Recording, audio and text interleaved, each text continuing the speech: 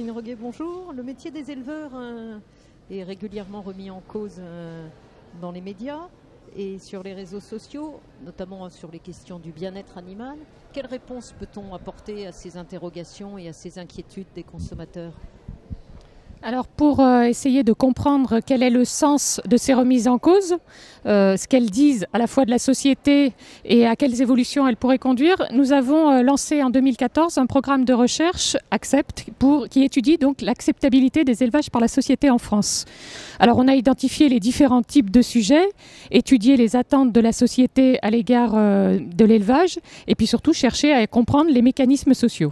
Alors pour répondre directement à votre question, on a fait ce travail-là dans différents pays européens et on s'est rendu compte de deux choses. Face à ces remises en cause, la première réaction, ça a été de communiquer davantage et effectivement, c'est absolument nécessaire parce que ces remises en cause, ces controverses traduisent en fait une défiance, un trop grand nombre d'incertitudes autour des pratiques dans la société. Donc il faut communiquer, mieux expliquer, autrement dit, montrer comment vivent les animaux dans les élevages et permettre des échanges directs avec les éleveurs. Ça va être les portes ouvertes, les réseaux sociaux, la présence sur Internet, etc.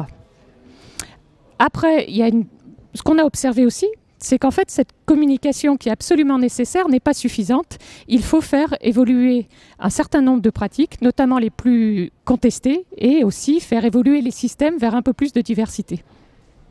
C'est ça, vous devancez ma deuxième question. Jusqu'où faudra-t-il aller ? Le consommateur va-t-il demander toujours plus ? Et pour finir, n'accepter que du bio ? Voire aller jusqu'au vegan qui supprime toute... Alors la controverse actuelle, justement, finalement, ce qu'on observe, elle ne porte pas vraiment sur le fait a-t-on ou pas le droit de manger des animaux. Les véganes, ceux qui se déclarent tels quels et à qui on explique la définition, dans le sondage d'opinion que nous avons réalisé, représentent 0,15% de la population française et les végétariens, moins de 2%. En fait, la controverse aujourd'hui autour de l'élevage, c'est principalement autour d'un modèle d'élevage qui est jugé par la population trop intensif, en particulier dans des espèces en bâtiment, ça sera plus particulièrement le porc et la volaille. Alors, on est tous d'accord dans les filières animales pour faire évoluer ces pratiques les plus contestées et d'ailleurs un certain nombre d'initiatives sont en cours. Mais la question est de trouver les moyens de financer ces évolutions. Voilà, parce que derrière, il y a un coût, derrière l'évolution de ces pratiques. Est-ce que le consommateur est prêt à payer ces surcoûts de production, finalement ? Alors, effectivement, les citoyens ont des attentes très très claires autour de ce qu'ils veulent de l'élevage, et notamment que les animaux aient accès à l'air libre. Ça, c'est une attente très forte.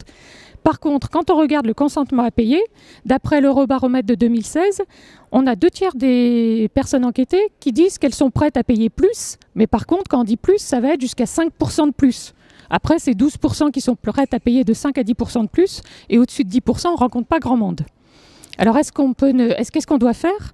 Alors, il y a 3 sources en fait de financement possibles, parce que tout le monde doit être d'accord que ces efforts vont entraîner des coûts qu'il faudra bien couvrir. Autrement, il n'y aura plus d'élevage, ça c'est clair. Donc, la première source de financement, c'est le marché, par les consommateurs, les distributeurs. La deuxième, ça va être par les pouvoirs publics, en réorientant les aides, notamment du deuxième pilier, vers des mesures de bien-être animal aujourd'hui.